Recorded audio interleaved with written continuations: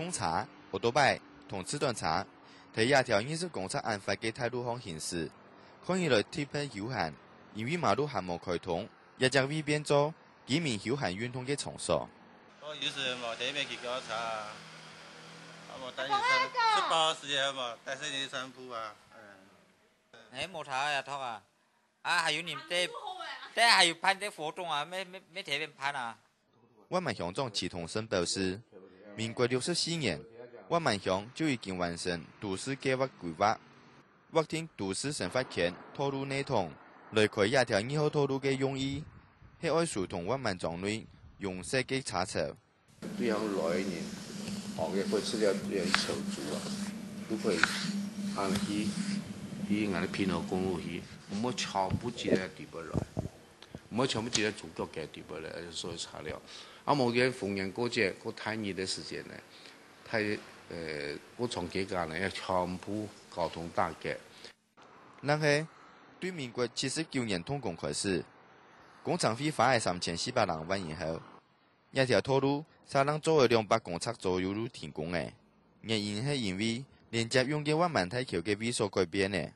原來嘅舊橋第一鄉呢，當時規劃呢都出現過來。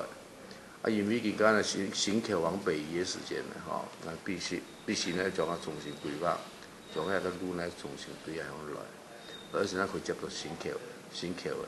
一條能完成200公尺嘅2號道路，排水設施欠完整，係因為施工中斷，道路同排水內通，提供者人地不團結，形成奇怪嘅畫面。一條灣萬鄉2號道路，對79年開闢中斷以後，經過18年，又改嘅鄉長。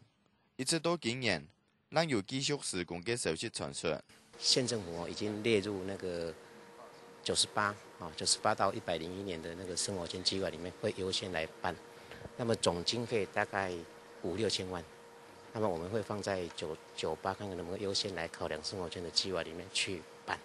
公務處表示，假使中央單位嘅建設經費順利核辦下來，2號道路將會繼續開。對我們鄉係好消息，嘛對現嘅鄉長嘅貢獻支票。唔過，鄉民哀悶，一條冇到1公里長嘅道路，稍一行將近30年嘅時間，要花將近1億元嘅經費。鄉民嘛想要看到2號道路完工以後，減要等30年嘅價值。客家新聞潘成峰，頻道報道。